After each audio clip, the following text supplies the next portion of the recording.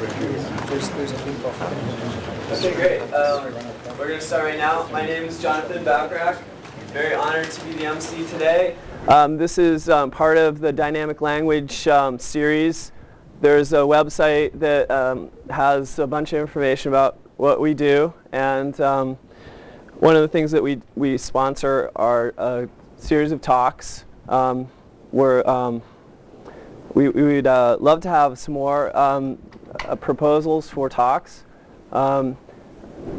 If you want to get mail about the talks, you can send mail to either Greg Sullivan there or myself, and those are our email addresses.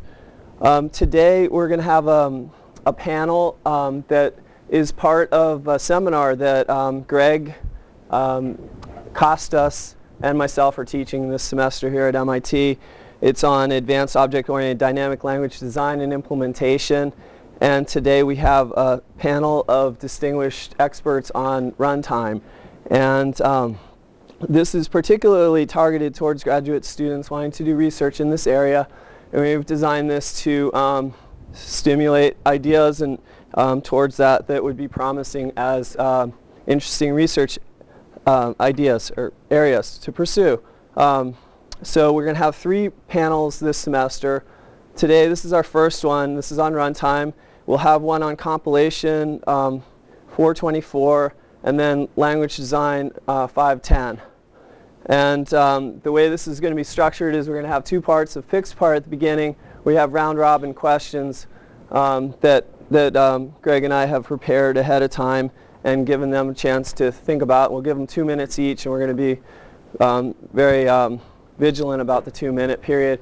Then at the very end, we're going to open that up to questions. We're going to give priority to the students of the class, and then we're going to open it up to the public. It's going to be an hour and a half total, but I've at least talked to the majority of the panelists, and they're willing to stay longer, and those that can't are free to leave. That's just so we're going to go for a while, and I'm sure there's just a lot of questions. It's just such a great opportunity to have such distinguished panelists. I'd like to start by introducing them. I'm really thrilled that they agreed. I could spend an hour and a half just talking about their illustrious careers, but I'll just make it brief. I'll start with Kim Barrett. Kim Barrett, I worked with at Harlequin. He started by going to school at MIT. He worked at IIM on a Lisp machine, and then he went to Chestnut. And he worked on Common Lisp there. Apple, he was a designer and implementer of Dylan. Harlequin, he worked on the Dylan runtime, and just tons of things there. Now he's currently at iRobot. He's working on an embedded real-time Lisp called L, as well as applications like getting robots to go down to the bottom of the ocean, do oil drilling, and it's running Lisp. So this is a huge triumph for Lisp. Okay, we got Richard Kelsey. He's had an amazing career as well. He's got his PhD from Yale. He worked on the T-Orbit project there. He's worked on the Haskell compiler. He was on the faculty at Northeastern. He was at NEC working on language research.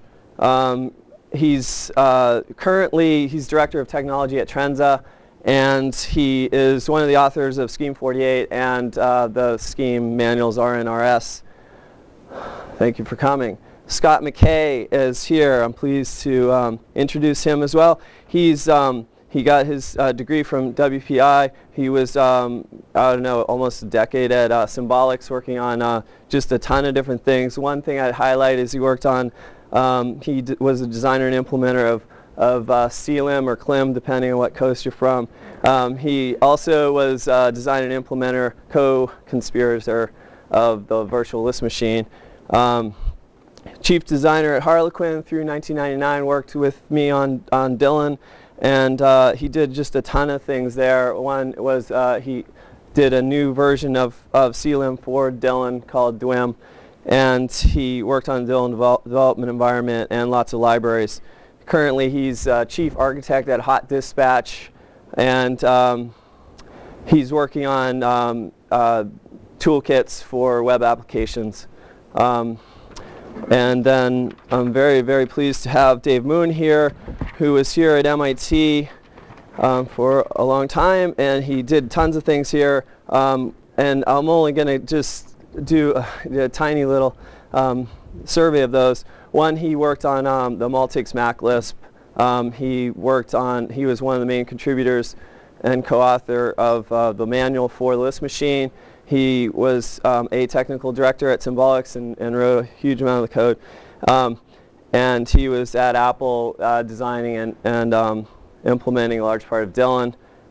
Currently, he's at ODI, or what would be Exelon. Exelon's the parent company, I don't know. All right, well, I'm sure you're one of the chief architects there. Thank you very much for coming. Finally, we have Tucker Withington. Started with a degree at Harvard. He worked at MITRE and Encore, and then moved on to Symbolics, where he worked on the Ivory board, real-time Lisp, virtual machine, just on and on and on, tons of things. He worked at Harlequin with me on garbage collection, wrote the book on Dylan programming, and currently he's at Curl, and he's designing and implementing parts of Curl, especially the runtime, and he's just doing a ton of things over there. I really appreciate all of you for taking time out today to come here. Today we're going to start with, like I said, a round robin, 2 minutes per panelist. I'm going to go over the questions just very briefly, and then we're going to launch into it. And we're just going to go from Dave. Well, actually, yeah, let's just go left to right. And the questions are, after all this experience, what do you feel is a good guiding philosophy for pursuing this area? What are promising open problems and future directions? That's number 2. 3, little-known secrets. 4, good ideas that have been dropped but whose time has now come. And 5, pitfalls and gotchas. Okay, we're going to start out with number 1, guiding philosophy. Dave Moon, 2 minutes. Since I know almost everyone in the room, I'm wondering if the graduate students could raise their hands. We could see if there actually are any. Few. All right. Those familiar with my past work will know immediately that this has not always been my guiding philosophy. But my guiding philosophy these days is keep it simple. Be very, very skeptical about the advantages of adding any kind of complexity at all. Of course, as simple as possible, but not simpler than possible, and that's a difficult judgment. But my experience says it's much easier and much more fun to design things in a complicated way than to design them in a simple way. It's much, much harder to make things small and simple. So if you want to have fun, make it as complicated as possible. But if you want to be successful, you really need to work hard on simplicity. I can't stress that too much, because every idea that's locally good may be globally bad, and we always overestimate our own cleverness. I know I do. And we always underestimate how much it takes to go from a great idea that almost works to something that really works. And if the idea actually is good, and we haven't overestimated our own cleverness, and we haven't overestimated our ability to implement it, our sponsoring organization, whether it's company, government, or university, is going to stab us in the back and yank the rug out from under us before we can finish anyway. So we really need to do simple things that can be turned into something useful in less than a year. Is that 2 minutes? Yeah, that's 2 minutes. Okay, Tucker. First, I have to make a disclaimer. You categorized us as wizards, but I'm only a journeyman. So if you use any of my incantations and a broom pops up with a bucket of water, watch out. My guiding philosophy, at least for a while, has been that CPU cycles are cheap, but people cycles are not. I said my guiding philosophy for a while has been CPU cycles are cheap, people cycles are not. And this applies to the people can be users or they can be programmers. In runtime systems, we become slaves to cycle counts. We believe that if we take care of the pennies, the pounds will take care of themselves. So we spend hours laboring over an algorithm choice or an implementation to minimize cycle counts at the expense of our own cycles, which could be more productively used elsewhere. Often these cycle-driven choices result in an algorithm that's less general or less useful to our customer, the application designer, or to his customer, the end user, and they may either prohibit or overlook a corner case that won't be exposed until the end user gets his hand on the product, and that could be for some length of time. There's a great anecdote in John Bentley's Programming Pearls where he describes a bug that he discovered in NROF, which had lain dormant for tens of years. It was an optimization that the programmer had clearly spent a bunch of time on, a particular corner case, and he did a great job. It was very efficient. The only problem was it didn't do what it was supposed to do. It didn't work. Bentley tries to speculate as to what the cost of this was, the guy's original time invested, plus all the interest that compounded over the years while his code lay there doing nothing. And in the end, the payoff was negative. As a consumer of runtime libraries, you should choose a library for what it does for you and your customers in terms of functionality, not the one that produces the best benchmark. The same philosophy can be applied, I think, to compilers, languages, and applications, that you should tune for people cycles and not CPU cycles.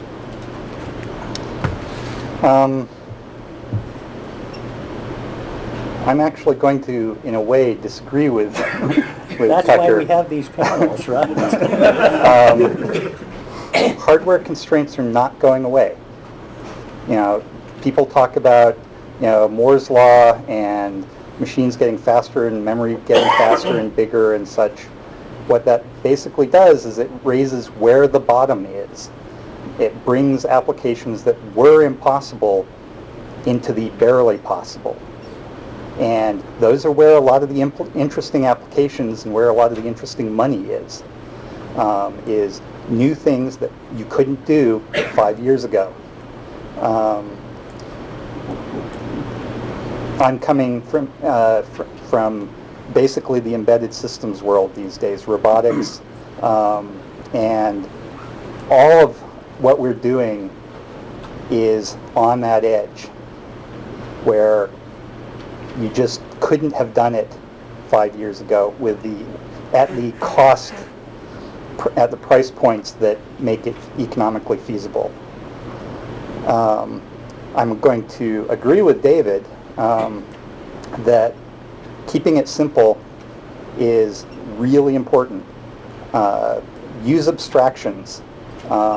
Use them religiously, diligently. If you don't, you will pay for it. I don't want to think about the number of man hours I've spent over the years undoing assumptions that have propagated throughout a large code base. That's it. I'm looking behind us for like pods. So the first thing in this little slide says, make the design as simple as possible, but no simpler than that. So, and you know, it's all about, it really is, it's all about simplicity, but there are still some requirements, right? Get your designs correct and get them complete as possible, but you shouldn't make completeness destroy simplicity, right? It's better to make something extendable by somebody else than to waste your time making it so complete, then simplicity goes away. And sort of beyond, you know, I'll just say it again, it's just too important not to keep saying. The only thing that's important in the design of things like languages and libraries is simplicity of API. And obviously you shouldn't, you know, to agree with Kim, you shouldn't be interfering with efficient implementation, but that's a detail.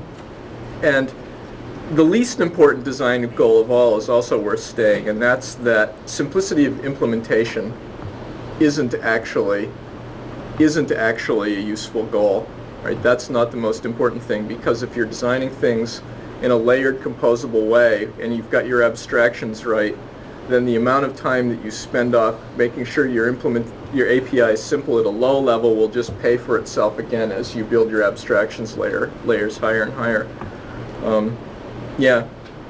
Same thing. I feel like a pod person, but I guess. I think it says exactly the Yeah, same well, thing on his I paper. wrote down too. here, but I'm thinking maybe I should change my mind and argue in favor of complex interfaces, just to get going. It's funny, in the note they sent out to us with these questions and all, there was the line, the use of PowerPoint, etc., is discouraged. We don't want to lose valuable time mucking with technology. and that does really seem to sum up what you don't want to lose valuable time mucking with technology. And I think partly the issue with PowerPoint isn't not so much PowerPoint itself, but the fact that it wasn't PowerPoint's the problem, but that connecting up PowerPoint with whatever display technology was available, maybe it works, maybe it doesn't work. So it really does come down to interfaces that work. And so you have to be able to connect up what you do with what other people do, or it's never going to go anywhere. I could spend another minute talking about how wonderful it is to keep things simple, but I think we've made the point. Okay, great. Thanks a lot. We're going to actually change the order so that people get different opportunities to be different positions. Okay, so we'll start with you, Richard, on the second question, which is interesting open problems in future directions, especially for graduate students interested in pursuing research in this area. All right. Wouldn't you know, I didn't have much written down for this one. For me, the really interesting problems at the moment all come from the challenge of writing long-running distributed systems. In that with everything seemingly connected to everything else these days, and programs just all spend their time talking to other programs,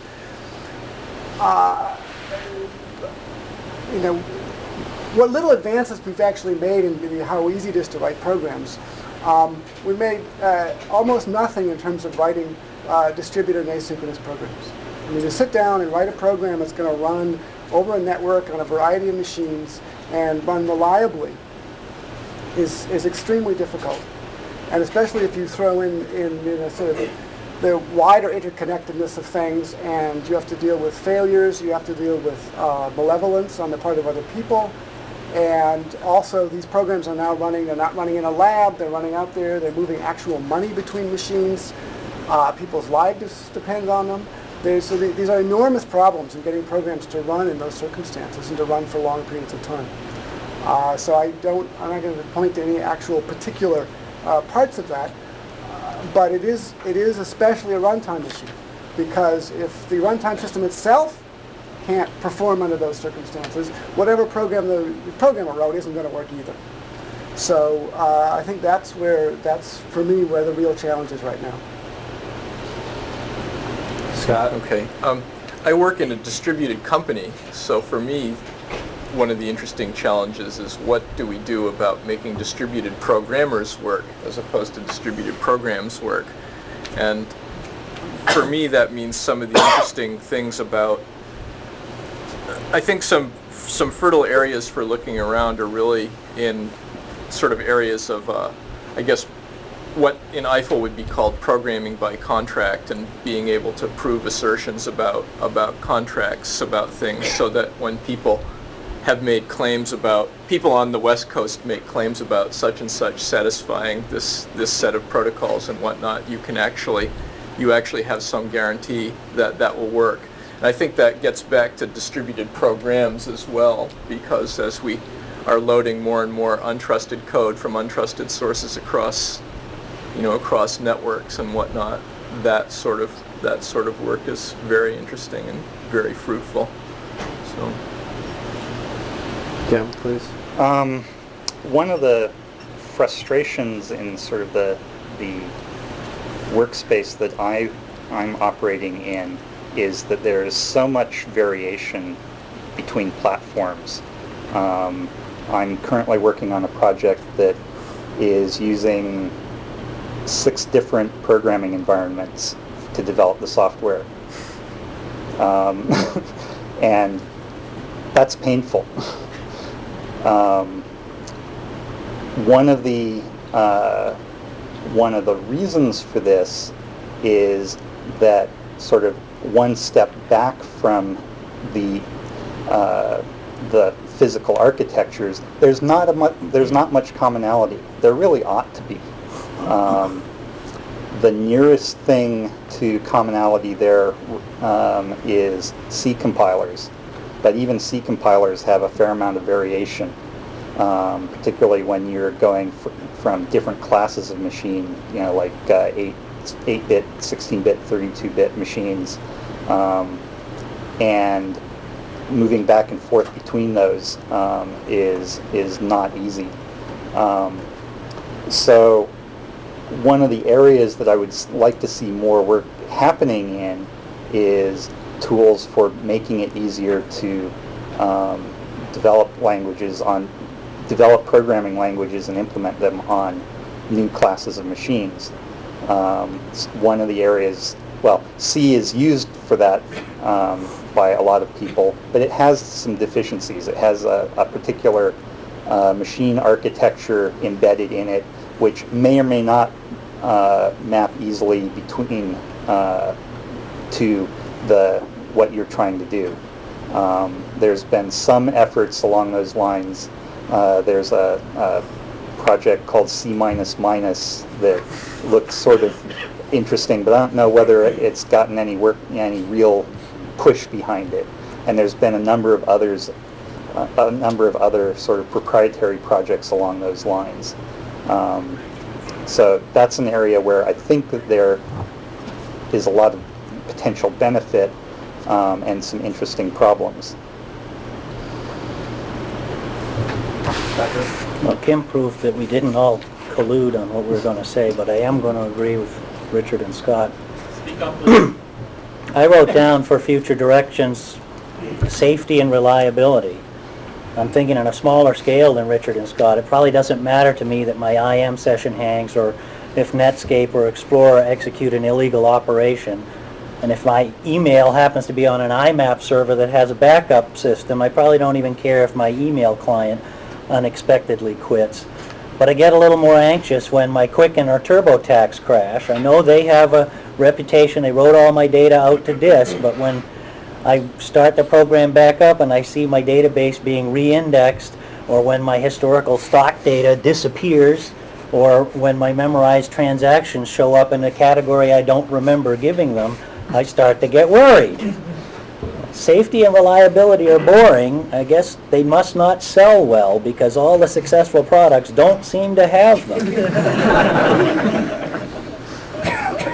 Going back to my guiding philosophy, lacking safety and reliability costs people cycles. If I have to re-enter my Quicken data or rewrite my Word document or redraw my Illustrator diagram, that's a cost I don't want to absorb.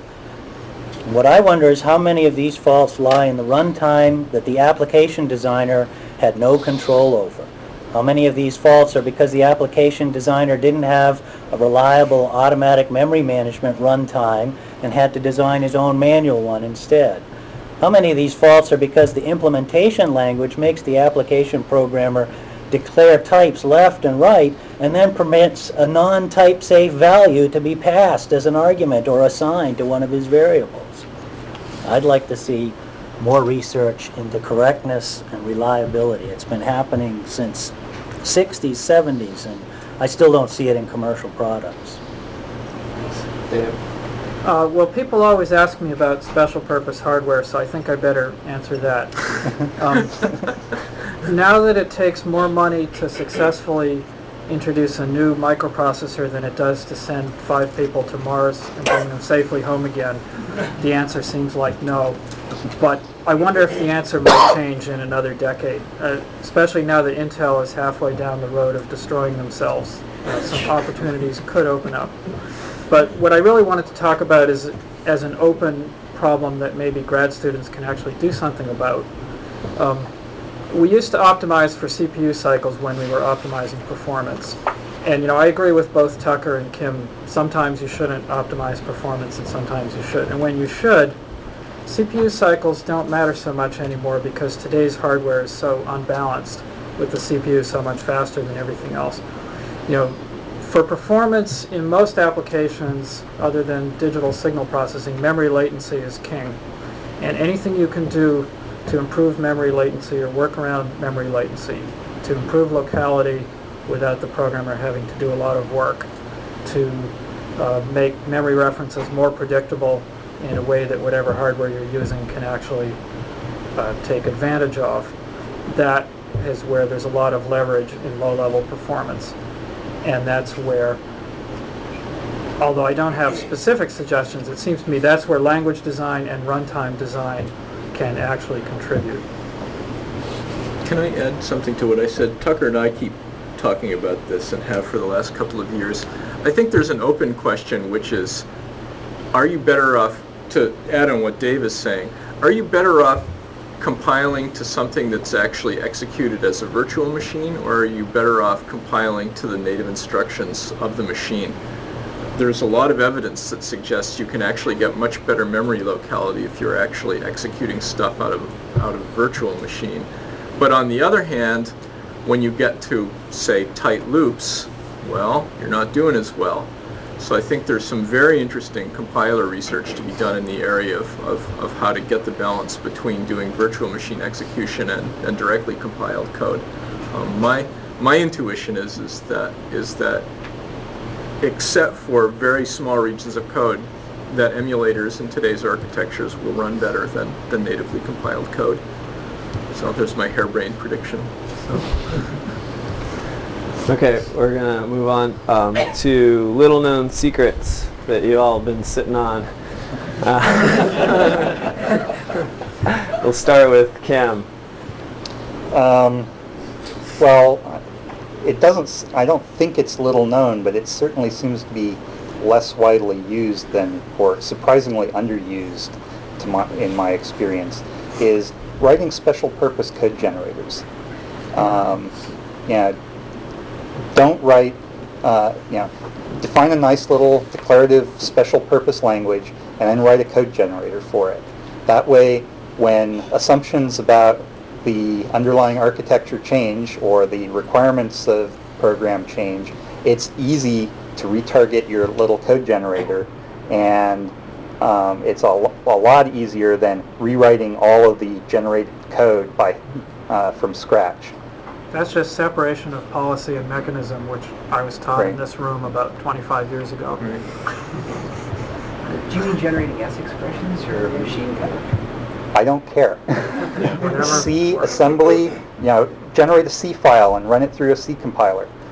Generate machine instructions, generate S expressions, whatever is the thing that you need to have the program written in, sort of somewhere further down the line. I've got programs that write other programs in several different languages simultaneously, because you have 3 programs that need to be sort of interconnected and kept in sync, like a communication protocol between 2 processors, where you need the data types to all line up and match up properly. It's way easier to do that by having one declaration and then a code generator that generates all the pieces. Good. Tucker? I wrote something a little more general. I took a quote from this guy, Earl of Chesterfield, who said, "Whatever's worth doing at all is worth doing well." And I take that as meaning you don't have to spend a lot of time, not that you have to spend a lot of time creating a one-off solution, but it means you should do it well enough that your efforts can be repaid by subsequent users.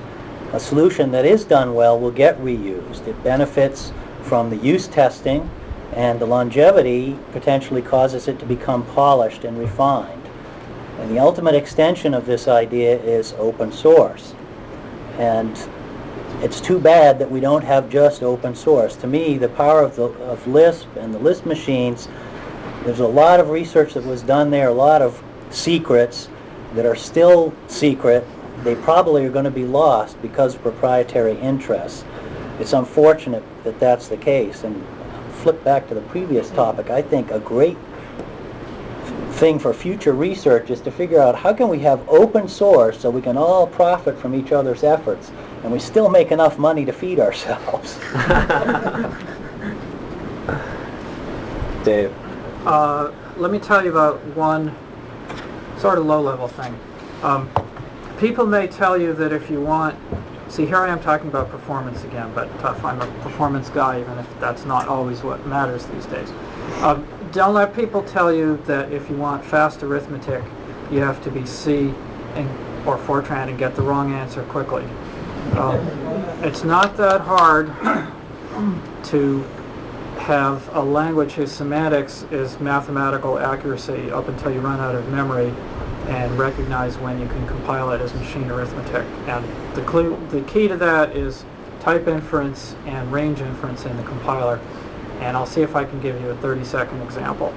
Suppose you have a for statement or whatever it's called in your particular language iterating over an array. So the subscript I goes from 0 by 1, and you terminate when it's no longer less than the length of the array. With no declarations at all, right away you know that I is either 0 or I plus 1. So if you can solve that recursive type equation in your compiler, then you know that I is a non-negative integer. And you also know that I is either 0 or it's a value less than the length of the array plus 1.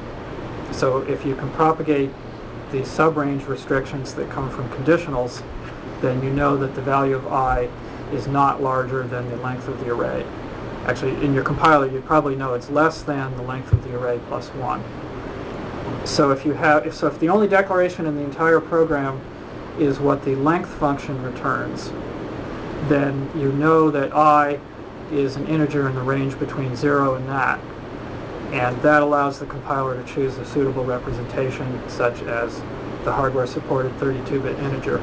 So with no declarations to go wrong and no untyped casts or any other of that junk, the compiler can take the abstract, mathematically accurate formulation of the program and get the same machine code that C would generate.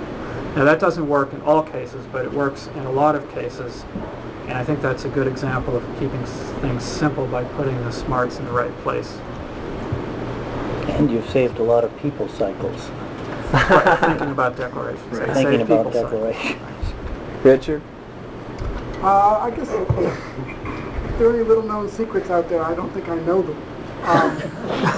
And since what I do know, I've tried to some extent to make sure everybody can find out about. I don't have anything in particular for this moment.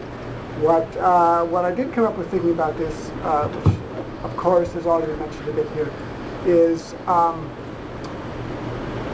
to look at the programs writing programs and programs reading programs. And so specifically for runtime things, don't write runtimes, steal them, right? Instead of coming up with a runtime, you write a piece of code that generates something, and just translate whatever you want into some other language and then use somebody else's runtime. Or alternatively, if you are going to write a runtime, write a runtime for something which is already out there, so that people will then, your runtime will get out there, people will use it, and because if for programming languages that work as protocols, and I have a few of these, like PostScript, C is now half a programming language, half a protocol. I suspect that most C programs nowadays are probably written by other programs.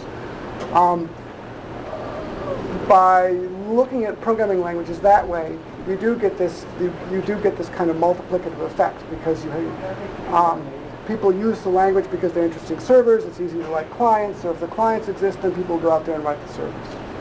And so in this way, it has two effects. One is that it can minimize your work. It also can maximize the utility of your work by making it possible for other people to use what you do in their own environment. But I don't think that's a secret. Scott? Okay, this isn't a secret. This is just going to make me sound like an old fart. So maybe it is a secret. You have to recognize that this whole discipline is a craft, and that if you look at any sort of pre-industrial age craft, there's a path to mastering a craft, and that involves being an apprentice, learning the skills you need for the craft, And then being a journeyman, well, what does that mean? You know, in our profession, that means finding the code of people who are really great and just reading the hell out of it and figuring out what they figured out. You know, stand on people's shoulders and, you know, and becoming masterful at any craft is, as a mentor once told me, you know, it just requires character and discipline, right?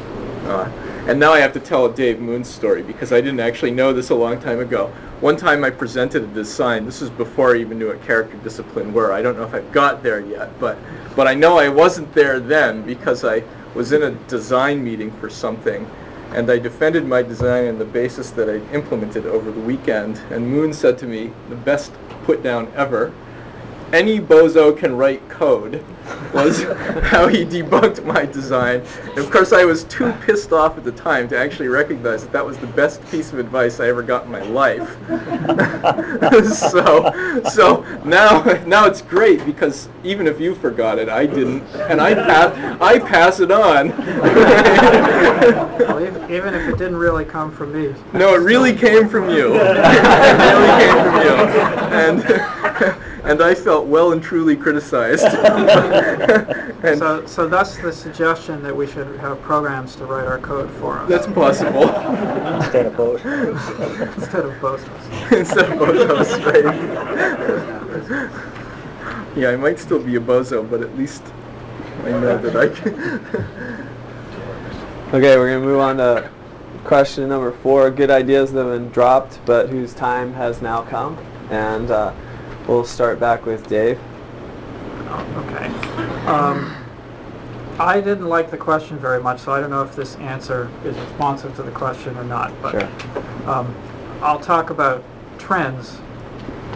In the old days, the goal was efficiency at any cost, and we had languages like C and Fortran that made you basically decide what assembly language you wanted, except for a few minor details, and then write code that would cause the compiler to generate that assembly language. Now, say in the decade that we're in the middle of, or maybe I don't know if the periods are exactly decades, doesn't matter. In the current era, the goal is rapid development. Maybe that era actually ended with the stock market crash a year ago. It's a little hard to tell yet whether it's ended, but the goal is rapid development, so we have things to facilitate that: automatic memory management, extensive runtime checking, and most importantly, very large libraries. And that's characteristic of languages like Java and Visual Basic. Common Lisp was kind of ahead of its time there, except the library was way too small, as is obvious if you look at the Java library. You know, they just didn't cover very much. But I think the trend that is coming, and maybe is starting to arrive, again, you know, it takes hindsight to know exactly when these things happen. The trend is that efficiency at any cost is only important for a few specialized things written by a few wizards to run inside your cell phone or something. And rapid development in itself is just rapid production of headaches and unmaintainable garbage. And what is really going to be the thing that everyone realizes they need is maintainability and transparency of software. You know, the opposite of spaghetti code. I can't tell you what technologies will give us that. Maybe you can tell me. The obvious one is non-textual programming, you know, programming in visual form instead of text. But that's been tried over and over for probably 40 years and has never worked except in very specialized areas. But maybe that doesn't mean it's a bad idea. Maybe it just wasn't done in the right way or something. Anyway, I think that if you're looking for something to work on that will become, that will hook into the hot trend in a few years, that might be a good bet. Maintainability and transparency. The ability to produce software which naturally and easily comes out maintainable and transparent. That's all I have to say. Yeah. Tucker? I'm going to go back to a topic Dave touched on, which is the specialized hardware. We were all taught can never happen, but I think it is going to happen, and I think there's a number of ideas that Lisp and Lisp machines had that we're going to see come back, and we'll be able to re-exploit. The three that I wrote down is garbage collection, tag memory, and microprogramming. I wrote a slide on each, but I'm just going to quickly try and skip to the one that I think is maybe the most interesting, which is the idea of microprogramming. And I'm just going to give a quote that Dave Ungar made sort of off the cuff a few years ago at OOPSLA. He said, and this echoes something that Dave said, modern processors are like nitro-fueled funny cars. They excel at the quarter mile. Unfortunately, modern programming languages are like Monte Carlo. They're full of twists and turns. And if you look at the memory hierarchy, which Dave also alluded to, and you look at the ratio of how many registers you have versus how many bits you can store on your hard drive, and the speed of those registers and the speed of getting those bits off the hard drive, there's, I'm estimating, probably 6 orders of magnitude difference between the two of them. And I sort of looked at what was on my hard drive today, and I will admit most of it was full of MP3s, followed by a lot of JPEGs from my new digital camera. But the thing after that was code. And the MP3s have a nice compression algorithm, and so do the JPEGs. What's the compression algorithm for code? I think it's microprogramming. Yeah. Well, what you're actually saying is sort of what Scott said earlier. Virtual He machines. said we talk about it. We did talk about yeah. that. Programming modern processors at the assembly language layer looks a lot like what I remember doing microcode looked like. Mm-hmm. You have many of the same kinds of issues, and maybe that is where things are going. Scott? This sort of addresses Dave's point, but I think one of the things, so I guess this is good ideas that have been dropped, but whose time is with us again. So I actually tried to answer some of that. And, one of the observations is that, the era we're in right now, like it or not, is the Java era. I guess, you could tell what I think about that. No offense.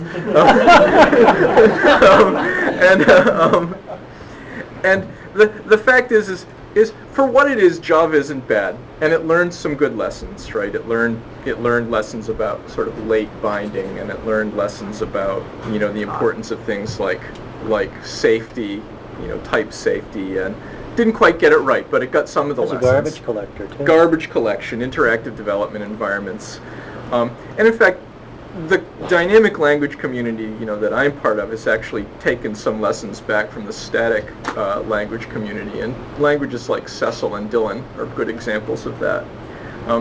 It's time to figure out how to push the static language community to steal some more ideas, because that's what masterful people do anyway, right? They steal ideas, and a good idea that isn't apparent in Java is that classes aren't namespaces, right? That's a spaghetti disaster. Organizing interfaces are collections of functions. So why isn't code organized around functions? Why is code in Java organized around the abstraction of a class rather than the abstraction of a generic function? It's time to go back for that. And then the big one. Oops, my screen just went blank, so I'll have to admit, I can remember this one. Syntactic abstraction is the key to reducing the complexity of code. And nobody's caught on to hygienic macros. And it's time for that to change. It's super important. I can't say anything about the implementation technology that I'm using at my company, or else someone would shoot me.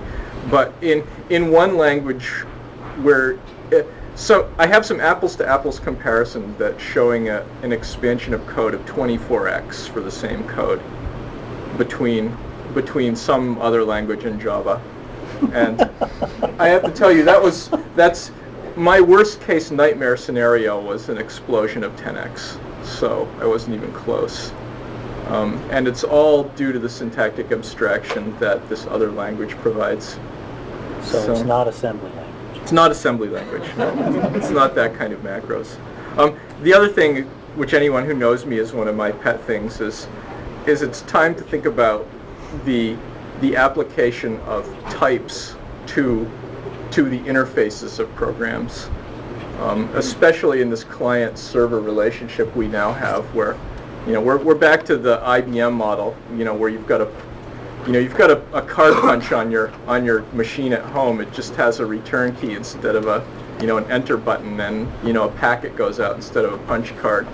And that just means that talking about types across the network in a way that both of those expensive pieces of hardware that you have can do something useful. And the idea that came from was CLIM and dynamic windows before that. So that's an idea that's been around for, I guess in Ciccarelli's paper for 20 years now. So. Richard? I just wanted to mention that I have caught on to hygienic macros, so somebody has. But speaking of the sort of the big IBM systems, the thing that I picked up on as a good idea whose time has come back is time sharing. And it used to be computers are these big expensive things, and because of that you had to share them with other people. And a whole lot of work went into setting them up so that people could share them without stepping on each other too much or getting into too much trouble. And then the computers got very cheap, and everybody could have their own, and nobody paid attention to that anymore. So now have these computers where there's essentially, you put whatever program you want on it, and it can do whatever it wants. As somebody was talking to, reformatting the hard drive is a right. Your programs need to be able to do that. Well, if they're a good virus, they do. So, and it's true now, the computers are so cheap, so in fact you are the only person sitting at the computer, but because that computer is, either probably connected to a network, and even if it's not that, it's running a lot of programs written by other people. And so you start something, and it starts something else, and it starts something else. So and there's all these different programs running on your machine, some of which you probably don't even know about. So it is turned back into a multi-user machine. And so we need to go back to dealing with it as a multi-user machine, and so that the different programs can run and not step on each other. Now, I'm not suggesting that we just go back and take ITS and put it on all the machines nowadays, because it's not a bad idea, really. But you do need these programs have to be able to run with each other, and they need to protect themselves from each other. And the operating systems available today aren't going to help very much, since they either never heard of protection or are still using protection from 1960. And it really it turns into a language level issue. And it's something I think you can solve much better from the language level, using techniques that have been around for a long time, but are coming back into use or maybe becoming useful. Such, I guess, the one that I've been looking into recently is capabilities, which in the area I work in sort of becomes Lambda, the ultimate security tool. And so, I don't know, get a better rise. Anyway, so try it again. Anyway, so that's the idea whose time has come back is time sharing and all the issues and the solutions and problems that come with that. Okay, great. We're moving on to question 5, pitfalls and gotchas, and then your time has come again, Richard. Wow. Right. So I actually wrote down a whole bunch of things here, and I was thinking, great, if they come this way, one of these won't have been mentioned before. But I guess let's start at this end, because I only have one thing. But I'll pick with one, which is a pitfall, is what I've got written down as the myth of the small language. And he's from the skiing community. Right. and that, you know, there's all of these languages out there, and not just languages, but, you know, sort of protocols and all these things. And in fact, this comes back to what I was sort of been talking about throughout this, and that is that nothing is sitting in isolation anymore. So if you write a small language, then either it just disappears and it doesn't matter, or if people actually start using it for something, then it's slowly going to build up. People are going to write more programs in it. They're going to use it for things you didn't think of. They're going to try and connect it to other programs, to other protocols, and use it in different ways. And so it grows and it grows and it grows. So initially you thought you had a little language, and well, people just write small programs, right? I don't need namespace control, right? And then you see the first 10,000 line program in this thing, and my God, how could they do that? So you really have to think about, you know, even as, you know, Scheme is a small language, say, but even as a small language, to be useful and if it succeeds and gets widely used, it will be a big language. So you have to start from the beginning thinking about as a big language, including the kinds of features that big languages use, and also there's a library issue, right? There's all kinds of other pieces of software and equipment and whatnot people are going to want to connect to. So they need to be able to do that, because if you don't put it in, they will. So you have to think big. And one way to do this is to, you know, piggyback on top of other things. If you translate into other languages, then you can take advantage of what they've done in terms of interfacing and solving the same problems. But you have to think about them. You can't just sit down and write a small language anymore. Yeah. Thanks. Scott? Yeah, I'm with him.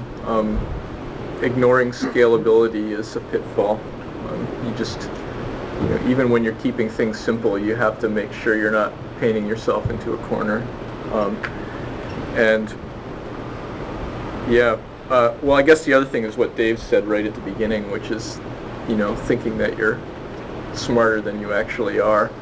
And, you know, maybe everybody's like super duper smart, but the fact is, you know, after you've written something and are suddenly forced to come back to it a year later, you know, even if you were that smart at the time, you aren't now. Right? So that's, yeah. I mean, there's just a big pitfall is that this is just really hard stuff, and not realizing that it's really hard is a huge mistake. Cam? I didn't really come up with anything here because there are so many small things that just kill you all left and right, and so many of them just come down to abstraction violations, not using good abstractions, and that will haunt you. Tucker? In keeping with my theme that I'm only a journeyman, not a wizard, I came up with a bunch of quotes from some real wizards, but I'm just going to read my favorite one, which is from Michael Jackson. The rules of optimization. Rule number 1, don't do it. Rule number 2, which is for experts only, don't do it yet.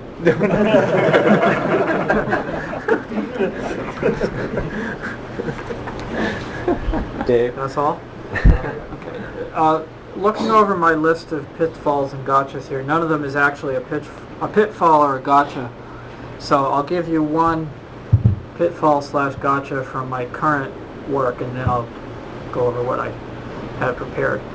If you're using C++ and you want to write portable code, don't use any of the features of C++ because none of them work in all compilers. And for wizards, don't use C++ yet.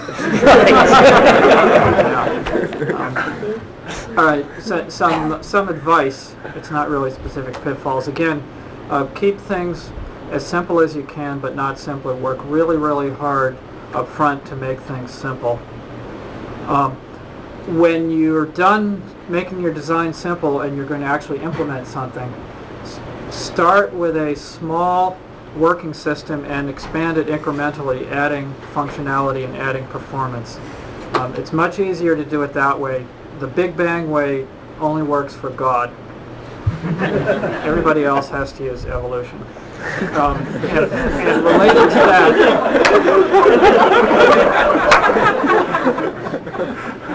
related to that, one of the most boring things to do in the entire world is writing test suites. But it's really, really worthwhile to do. If you have test suites and unit tests, that is both tests of the large functionality and tests of the pieces, and they have good coverage, you can make changes with some confidence that if they're wrong, you'll find out about it fast, which gives you a lot more freedom to make small changes and experiment with things. And finally, one piece of advice which I shouldn't have to say, but I keep having to say this over and over. Sometimes an error message actually means exactly what it says. and in your own code, you should strive to increase the number of such error messages. That's all I have to say. Thanks. Okay, we're going to open it up to questions. We're going to give priority to grad students and particularly grad students in our class. So we do have a mic here. Should work. Pick you up if you want to stand up first. Who wants to go first? I just have a quick question to something that Scott said. You were saying that you were concerned about Java being a language where the central focus should be on the function, and yet all the file systems are being done based on the class. Mm-hmm. Wouldn't you say Java might be an example of a language which is trying to focus on the class rather than being a function? And in that case, wouldn't it make more sense for Java to actually be that way? I guess I think that it might want to focus on that, and I don't know the evolution of Java from day zero, so it's really hard to. I guess that's another pitfall, is second guessing people, right? So I'll try not to do it. But you could argue that, for instance, the genesis of that came from maybe you can correct this, is when you're trying to download something over the network, a class is a pretty good modularity of something you're going to slurp up over the network, especially when you equate file and class. But on the other hand, when you're really decomposing something into the natural functions of the protocol, they don't always lie along class boundaries, for instance. And you don't have to look very far in Java to see where it just starts to fall down, right? I mean, the math library was put in very early, for example, and I mean, it must have been one of the very first extra libraries, and that model had already started to break down by the time they got that far. And particularly in the face of multi-methods a la CLOS or Dillon or Cecil, where does something live, right? You just can't think about it that way. And I think it's, I don't think multi-methods are a good thing just because I happen to come from that community. It's just sort of the way functions work. That's what they do for a living. So, did that answer your question? More or less, thank you. Okay.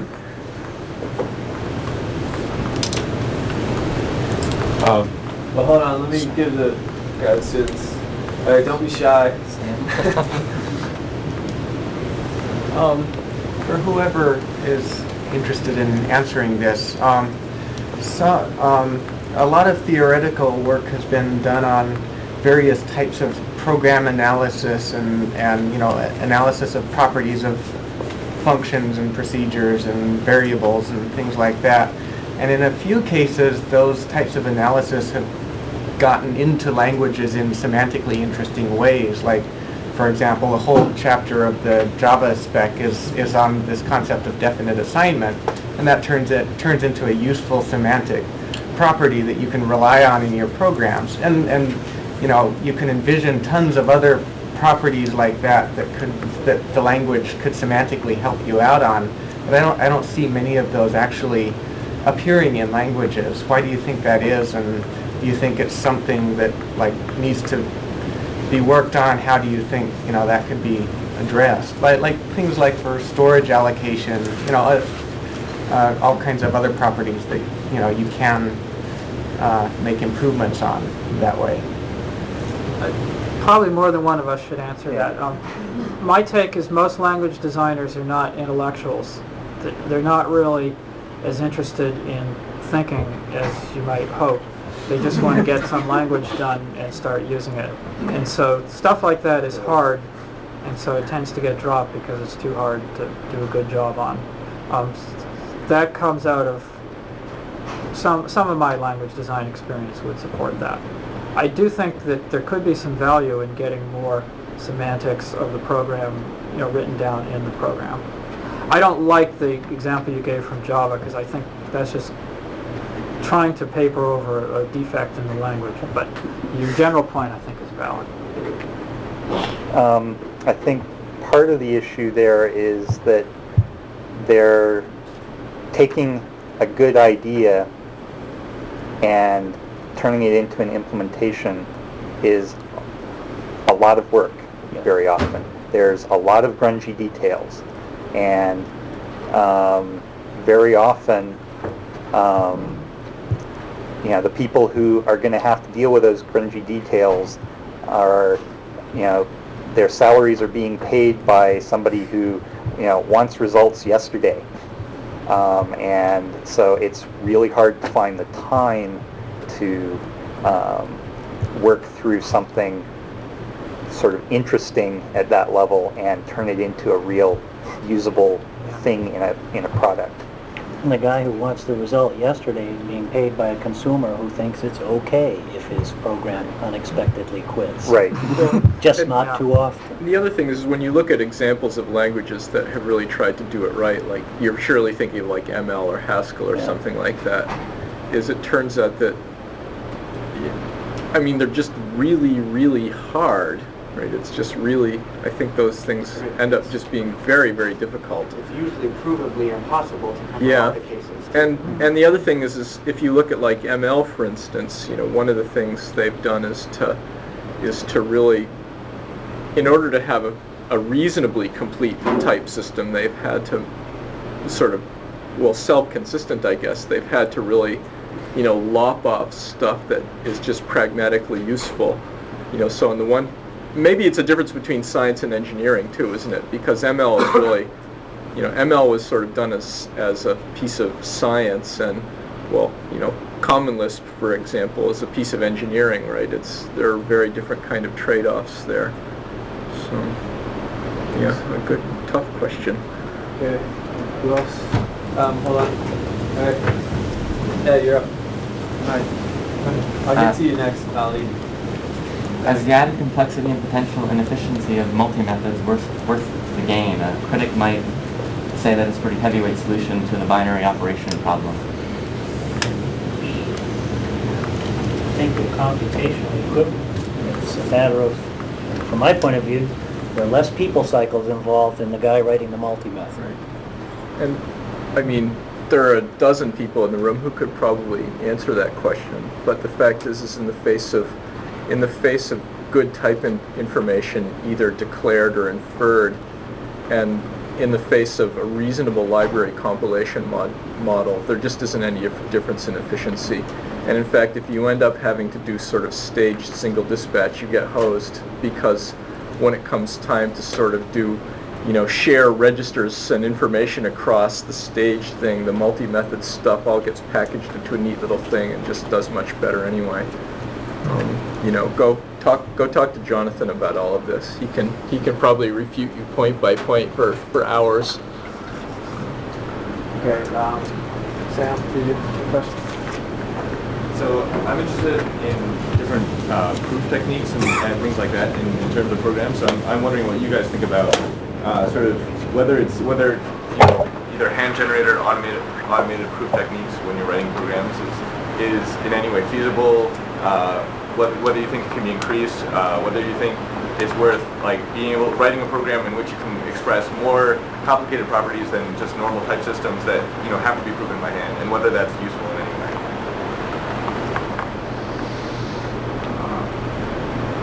Proving program correctness would be a great idea. I've never seen it work, but I've never really tried to look for it. So I think I'm saying that I'm ignorant.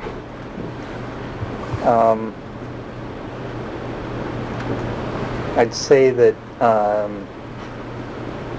I'm encouraged by the fact that type systems seem to have gotten better, and that there is real utility there. Some of the there are syntactic issues in some languages that make dealing with types clumsy, but those are more syntactic issues than anything else. And there is useful stuff that comes out of it. So I'm encouraged by that. That the formalisms for type systems have, I think, improved our lives. But how much further we can go, I don't know. I'd probably claim ignorance like Dave. That's not an area that I've studied very much.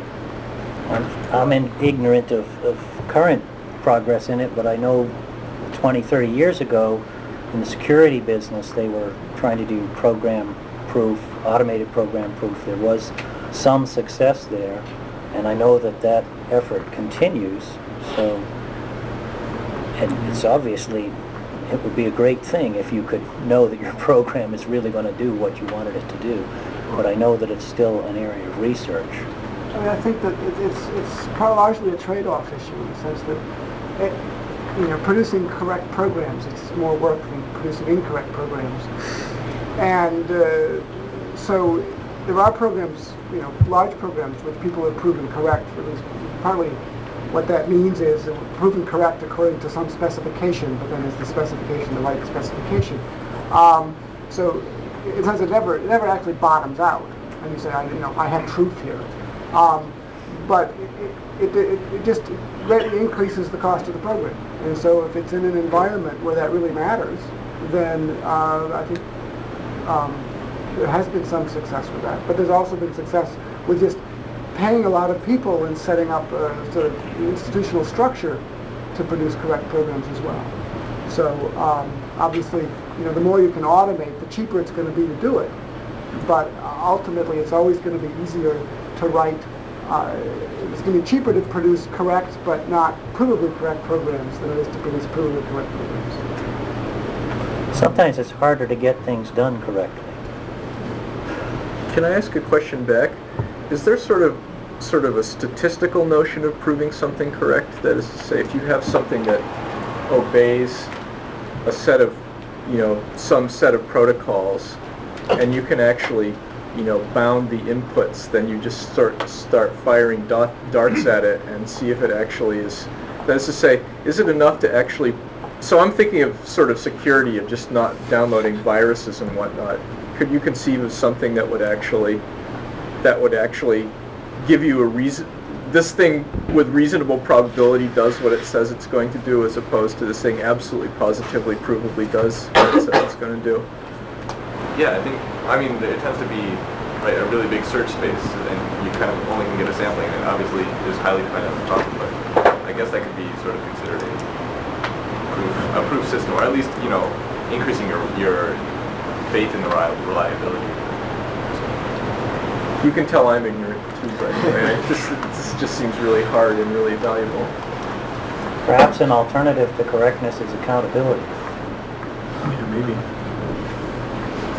It's hard. I think there's a bunch of factors that conspire to make the language hard to use, like maybe lacking documentation or reliance on really complicated abstractions. I'm wondering what your favorite peeves are for things that make languages difficult to use, and what you think things that one could do to make them easier to use. My pet peeve is any language that makes me type something twice when I shouldn't have had to. Yeah. Like the same type declaration over and over again. That's one. Another is languages that have a lot of things in them that almost but not quite work. That definitely contributes to usability. And the one you mentioned is very important, poor documentation. What else? Being based on weird ideas that I don't understand makes it hard to use for me, and it's not easy to tell whether that's a problem with me or with the language.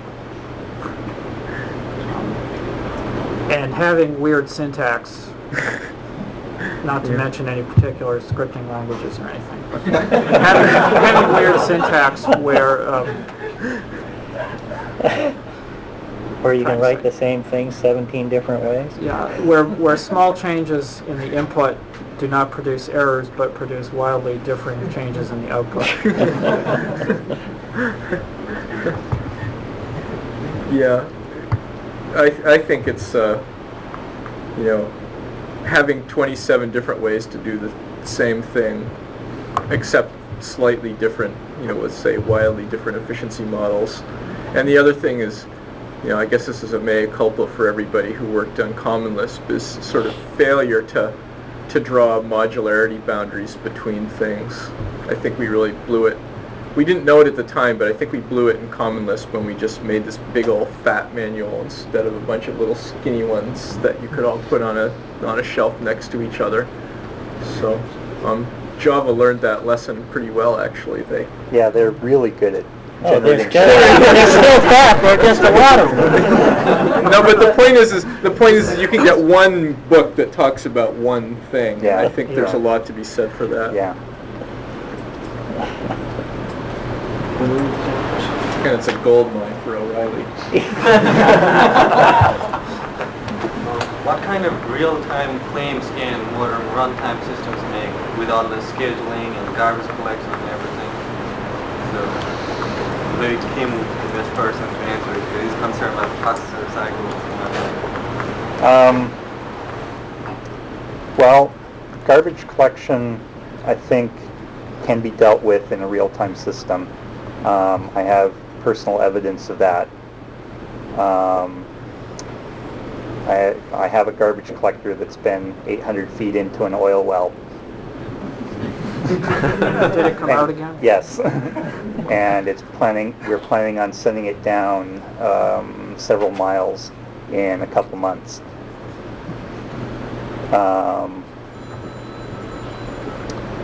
It's obviously more rigorous than having it in the copy machine. I mean, one of the last things Symbolics did was to write a version of Genera called Minima that actually had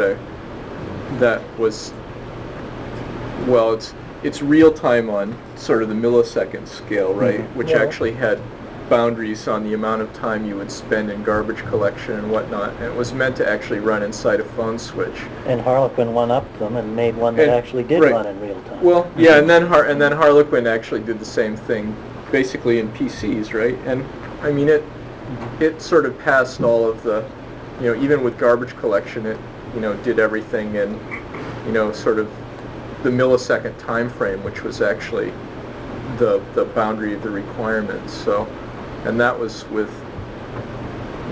machines that are that was 5 years ago, so that was with machines that were 20 times slower than ones running now. And the trade-off was a fixed but bounded cost. Which Yeah. is maybe a larger cost, but it was fixed. Yeah. Or it was bounded at least. Yeah, it was, and predictable too. I mean, it was very so definitely at least 3 existence proofs of it working. Just to follow up, so what are the hard issues as of now in delivering real-time performance in front of runtime?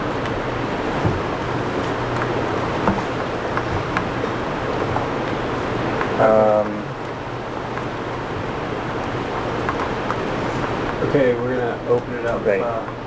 Will, did you want to get a question? Yes. Okay. Who wants to ask?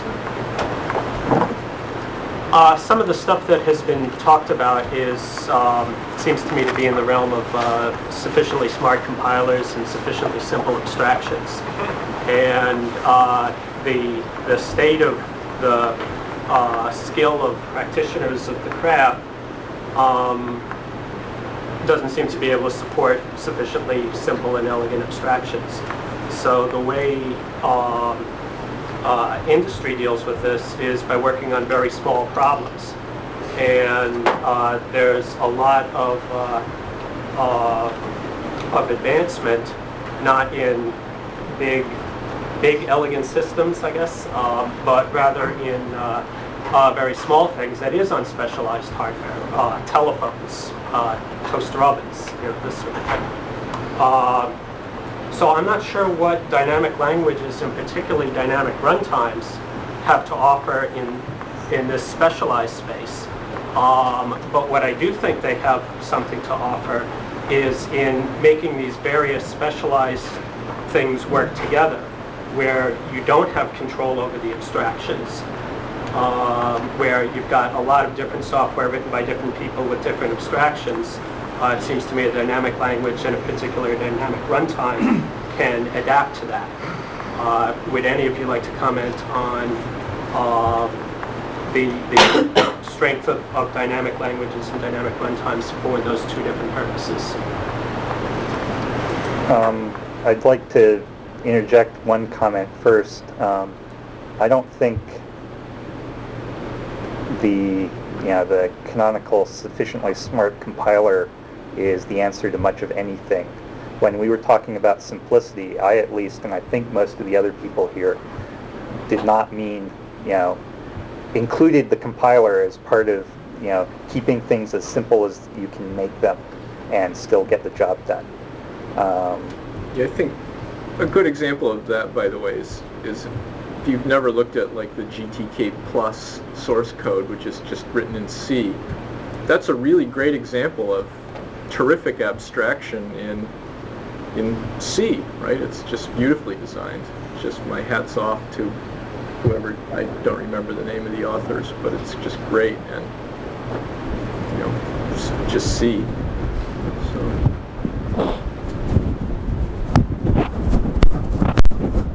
I also think, by the way, that the compilers that are smart enough to do any of the stuff we were talking about can report got right.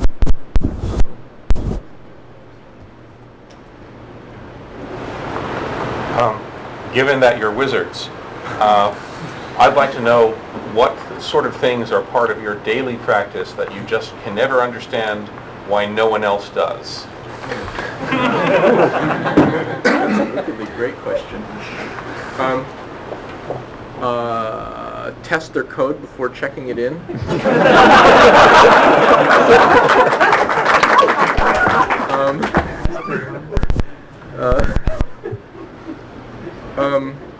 Explain what we do. Yeah. Yeah. I'm serious about that one, actually. That's why I'm only a journeyman. I have checked in on working code. Well, wizards do that too, but we always have a good excuse. Get it That's right. quickly. That's right. I had to leave before I somebody was going on notices. vacation. I mean, I think the most useful practice is, what this old mentor called character and discipline, and it's just always being skeptical. Right? It's being skeptical of, it's okay to be skeptical of other people's stuff, but you should be even more skeptical about your own stuff, right? And you just can't hope to get better at what you're doing unless you're just really skeptical about everything. So it just makes you really insufferable too, unfortunately. So. Well, going back to your Bozo lesson, I guess think a bit before I start writing the code. Right. Yeah. It's awfully tempting to just start sketching up some code, and before you know it. Well, it's No, much that's easier okay, to too. do that than Yeah. think about it too. Yeah, well, it's okay to write some code and then think. You just can't leave out The thinking bit. Yeah. Right. It's okay to write some code to organize your ideas and then think and then throw that away and write some more code. Right. Being willing to throw away code Yeah. is. Although I have found that it's unquestionable that all kinds of computer monitors emit stupid rays that make you stupid when you sit in front of them. Getting up and away from it is... Even the liquid crystal. Yeah, even the LCDs. Yeah. Howie? Yeah, I wanted to pick up the thread that somebody was just raising, which was the embedded computing world. Currently, the numbers I've heard from friends of mine who work in the auto industry is that a mid-range car right now has something on the order of 30 processors in it. That's going up every year, and that high-end cars are already above 60. Some of those are, of course, things that are, basically watches. Four-bit computers doing some very specific thing. But a lot of them are actually quite competent machines, the power PCs, for example. And they're doing complicated tasks like running engines and transmissions. In fact, often it's one computer running in engine 1 running the transmission, and beginning to think about them talking to one another. And then at the far extreme, there's the aircraft industry, which is, I don't know the numbers, but they're much larger. It strikes me that that's a field that really needs abstraction real bad. I've talked to people who actually do the programming, and it's the style of programming all of us did in our infancy. It's extremely low level. It's C at the highest levels. And the assumption is that you can keep building complexity at that level. But my take is that, in fact, it's a world where both the thing you said, which is the combination of lots of extremely simple things in the ensemble, and also the internal complexity of those, are growing very quickly. And that it's a field that needs both real-time demands and high reliability constraints, and provably so, and the power of abstraction from the traditions we come from. And I was wondering if you guys want to comment on that. I'm really frightened about the idea that I will have a fly-by-wire car one of these days. That terrifies me. Isn't Gregor Kixalis trying to address this? Isn't that what his aspect stuff is attempting to do? That's why Tucker's here. I mean, maybe I'm stupid, but I can't actually much see the difference between that and sort of well-crafted sets of macros. But that probably reflects my ignorance more than anything else.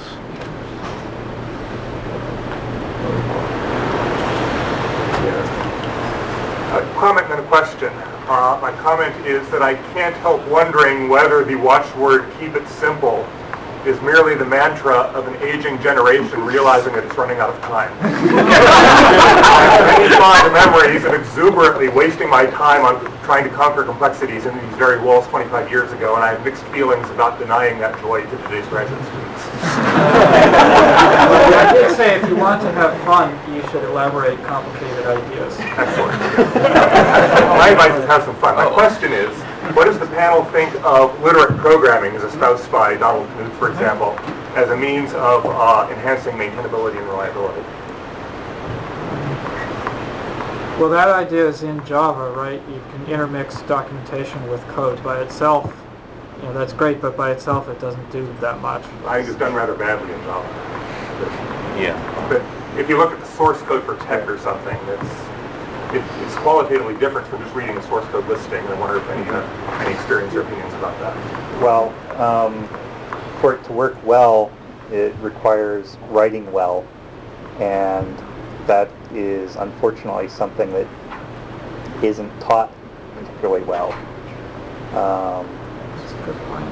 Now, comments are only worth the amount of thought that went into them, and unfortunately, maintainability and future transfer of information to the next person who's going to read the code is not given a lot of weight in many organizations. There are exceptions to that, but there's a lot of non-exceptions.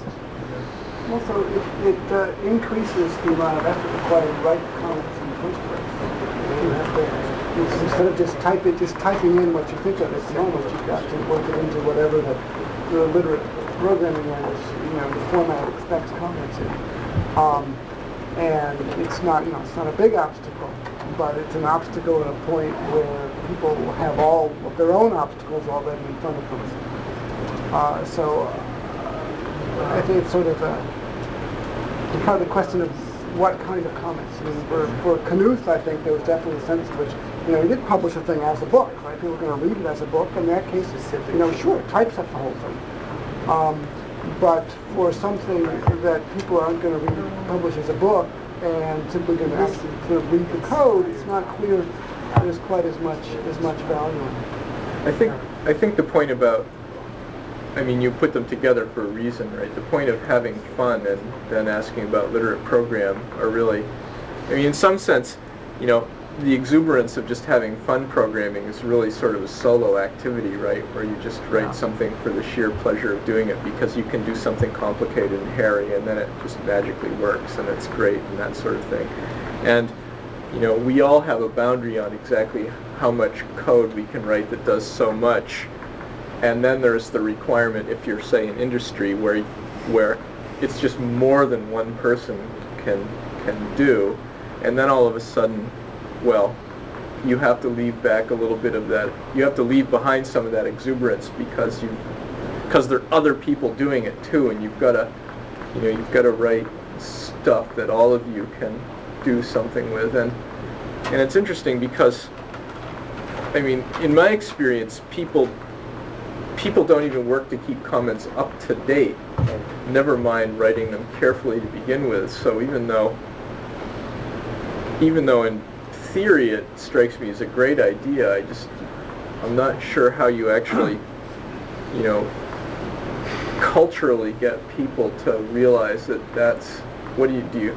You take the Dijkstra rule, right? You fine everybody $1 for every line of code they write and pay them $2 for every comment they write or something like that. It's like, Can I say something more about literate programming? I'm not sure the novel is really the best model for how to capture a design. I have believed for a very long time, without any evidence, that source code should be part of just a small part of a vast hypertext that links the source code to the reason why things are the way they are. I haven't really seen that implemented, but you should be able to look at any line of code and say, let me find the discussion that led to this being the way it is, and the design criteria, and the test cases that refute other ways of doing it, and so on. And of course, that would be a far larger bulk of information than you could actually absorb when you're trying to maintain the program. But it seems like something along that line where the links between things that exist at the instant they're created are not lost to history could be valuable, especially if there's some way to automatically summarize that vast email archive. Okay, I saw your hand first. A bit more mundane question. I was curious if you feel that source-level debugging is important in designing a language, and if you do, how do you resolve the tension between that and also the desirable features of having code generators like hygienic macros or other sorts of generation facilities? You've got to be smart in your source-level debugger so that it can backtrack from it has to be able to backtrack all the way from the machine code bits to the original source code and everything interesting in between. That's not always easy. We never solved that on the Lisp machine, but that's the requirement. We came close in Harlequin, Dylan, but in effect, sort of the rule-based macro stuff makes it easier than Lisp-style macros. But even so, I think it's a good research project. CMUs did a better job of it too. Did they? Yeah. I think we did the worst job because we had powerful tools in other areas that made us an application.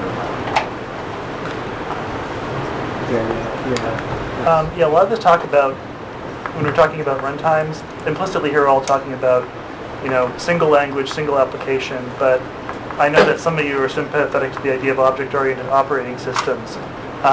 Do you think you need object-oriented operating systems to accomplish some of the goals and things you want from computer systems?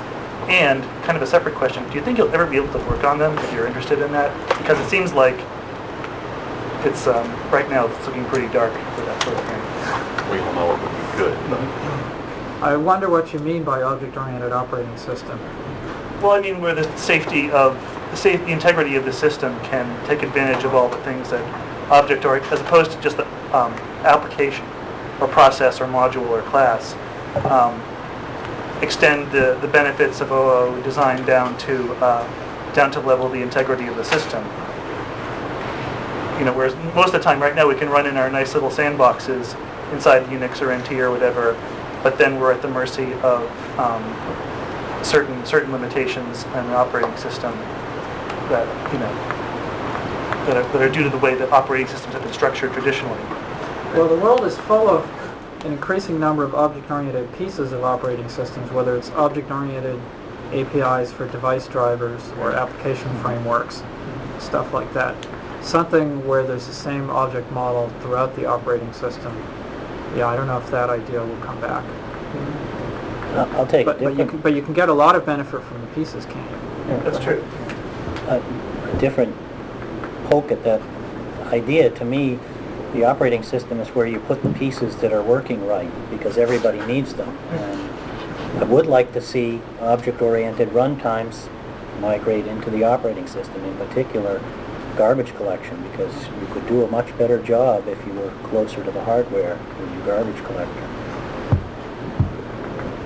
And object-oriented is like a slippery term, right? Because, you know, some people say, oh, that means the center of everything is sort of this class, and you go, well, are the instances of the class going to be self-identifying, right? Are they manifestly typed? That would be pretty useful. Right. I think that yeah, I don't want to get into any particular flavors of object, but yeah, the general self-identifying, demarcating construct that can be identified. That's probably the most general way to put it. Yeah, I'm sort of with Tucker on that, or maybe everybody. It would be nice, and who knows. I mean, at some point, for safety concerns, something like that's going to be inevitable, or we're all going to die in horrible accidents, or that kind of stuff, right? Because the more we're depending on this for literally our safety, the more we have to start adopting that set of ideas. The other definition of object-oriented, of course, is actually sort of, protocol-oriented, right? Should things just obey these discrete protocols, and you don't actually need objects for that. And it strikes me that anything that more than a few people are working on is probably designed with that in mind anyway. So another term that you're using though is operating system, and it isn't so clear always what the operating system is and where you draw the lines for that. I find working with runtime systems, it seems now more and more of what goes into it is stuff that 20 years ago was the operating system. Which is because you need functionality that the operating system doesn't provide, so you have to provide it at that level, even though it's something that's traditional an operating system does provide. You had a question? I have a really mundane question. Is there any decent way to do macros in Java? I've got a proposal for it. Ask Jonathan. Okay. Yes, there is. Next question. How do you guys feel about profiling as a way to get efficiency? Do you use profilers a lot in your own work? Do you have any tips about how to design good profilers? I would say that if you don't profile, you'll be optimizing the wrong things. Yeah. Your intuition is going to be wrong very often about where the actual hotspots are. I think you have good intuition that it's not going fast enough. Well, but finding out why Right. is when you need the program. I use Quantify a lot. It's really bad, but there isn't really anything better. Often it's a better idea to just add a little temporary code to collect information about where the time is going. At the places in your program that you think are interesting, get the time and record it. And that may cause you to change what parts you think are interesting, but it doesn't take very long these days to add temporary code and recompile. And a lot of times that sort of ad hoc tool is better than learning some package tool that doesn't really do what you want. And for instance, if you're hacking like in the web domain, all these web servers are just dynamically loading stuff and blah blah, and you can't even get a profiler around the code that you're trying to profile. So it's pretty painful. And of course, the problem with profiling is the problem that you want to profile, your data set or your input. Yeah, right. There's no sense in profiling a benchmark that doesn't at all resemble what your product is actually being used for.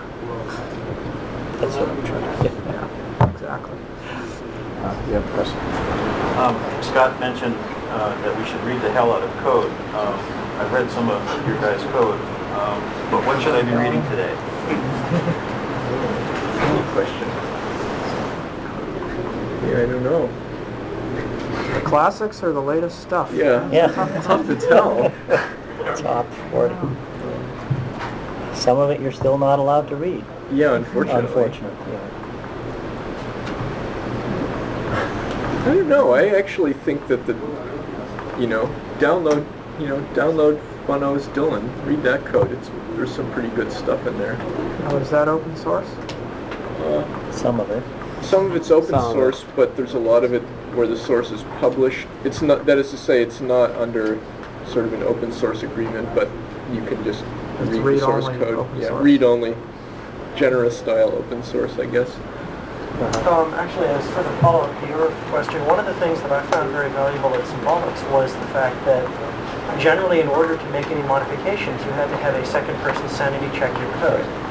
And that's something that I've seen in very few other places. And would you like to sort of address that? It's becoming more common.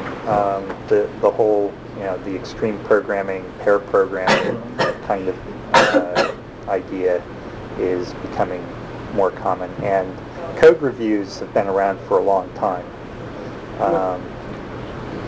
Frederick Brooks also made the point, and I think he's right, that sort of the predictable outcome of a project is based on, do you have one really talented chief architect or not? Right? If the answer is more than one or less than one, then your project will fail, the first approximation. And if you have exactly one, it will succeed.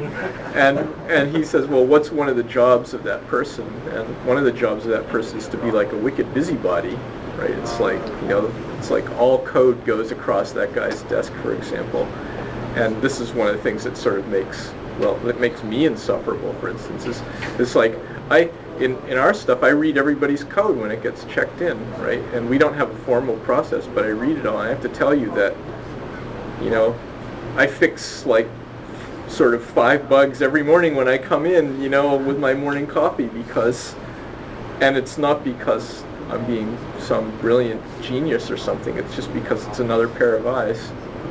And I think that's, in any sort of production environment, having somebody else read every line of code is really important. And one thing I'd never been convinced of until I actually had a good source code stepper is one of those Microsoft books about project management and writing. Maybe it's in Writing Solid Code. The guy says, run a source stepper on every line of code you can get to. And I said, what an amazingly laborious, stupid idea. And then I gave it a try, and it just, if you think you don't have very many bugs in your program, that will embarrass you, right? It's like you just every 10th line will go off. Right? It's just unbelievable. Yeah, the code review is an essential idea. The only negative thing to say about it is there's a lot of different ways to do it, from line by line, very intense review where the reviewer really understands what's going on, to a cursory examination. And the value and the cost both vary tremendously for things that go by the name of code review. It's amazing what you can discover, though, just trying to explain your change to your reviewer, even if he's not listening. Right. Yeah. Okay, we're going to start wrapping up. We'll have 3 more questions. Python uses a garbage collection technique of having reference counting and then backing that up with a generational mark, pass, and sweep garbage collector. It does this in part so that it will have predictable destructor method invocations, unlike Java, in which finalizer methods are rather useless because you have no idea when they're going to be invoked. What do you think of this scheme?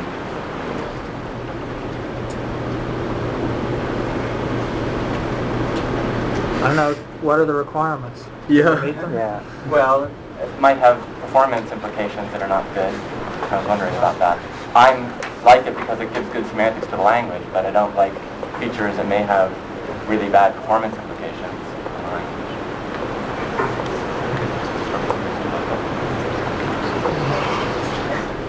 Yeah. What's the requirement? You're carrying a lot of extra baggage to do that, but if the hard requirement is that destructors should predictably fire, then that strikes me as a pretty good way to meet that requirement. And then you just have to decide for yourself if you think that's a good requirement or not. I mean, I guess it just depends how you feel like arguing that day. You know, it might be a good thing. I don't know. Yeah. One piece of code that I've had the misfortune of doing some maintenance on has essentially all of its logic in the destructors. So it would not work at all in an environment that didn't have those characteristics. And you know, other things really care very little about when cleanup happens. So you know, there's no one-size-fits-all answer probably. Reference counts are good as long as you don't use them everywhere, certainly.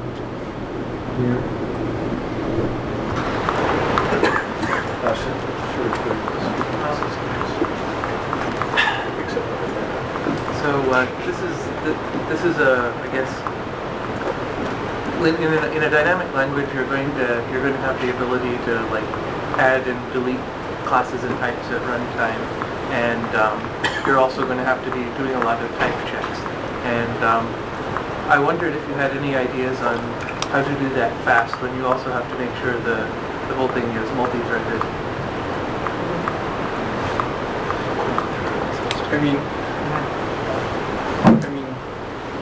Get some help from the hardware. Yeah, well, there's that. Well, and Dylan also solved that by adding some engineering, right? Well, and Java does too, right? There's, you know, Java has the notion of things being final, and Dylan has the notions of things being sealed, and that just puts restrictions on where you can add and remove things.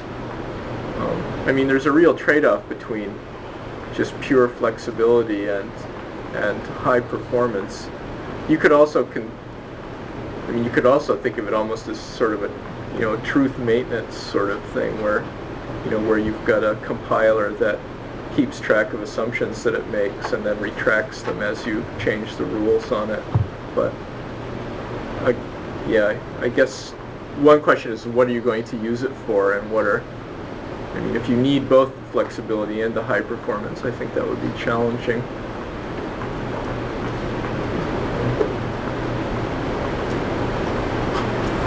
All right, one more question. I just wondered if you had any thoughts on adding support in the runtime system in order to record programs.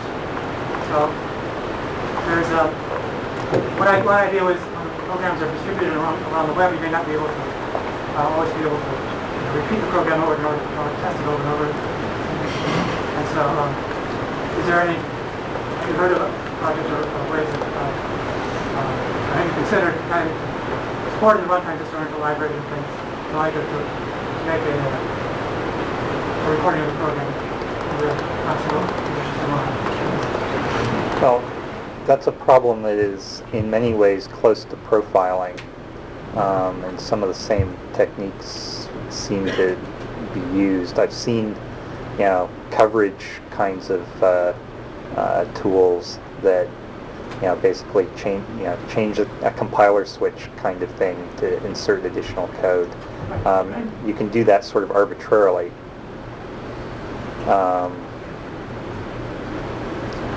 Keeping track of the sort of sequence of the program through its life is probably, is more expensive. I don't think I've seen any tools doing that usefully. Henry Lieberman actually did that. Yeah? With Chris Fry years ago over at the Media Lab, like for Z-Step or something. Henry Lieberman did this years ago. It's actually, you can sort of run programs forward and backwards and blah blah, and of course it just cons as gigabytes of stuff. It's actually really cool, but it's, I mean, you just pay through the nose for it. Well, there's actually been work done at IBM and Java, where because it's being run on a single processor system, they can keep track of exactly. They basically use the determinism of tracking the program deterministic, so that when they want to back up, they go back and repeat the program rather than track all the information. Repeat parts of the program. Track where it just happens. Somebody, Paul Wilson, did this demonic memory where they used the garbage collector to, at sort of appropriate moments, take a snapshot of the system, and then they could go forward and backwards from those to replay what happened.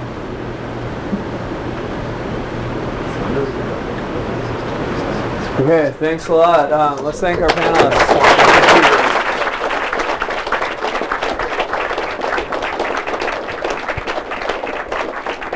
And I just want to say that we'll have 2 more of these, one on focusing on compilation, advanced compilation techniques on 424, and then language design on 510.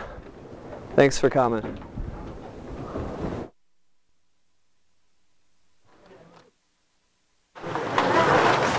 It's such a struggle to get people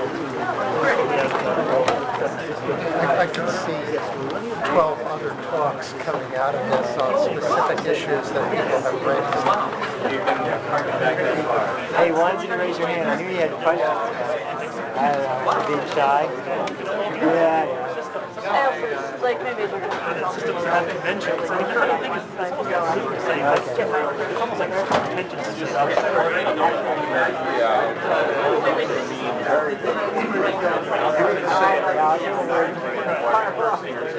Yeah.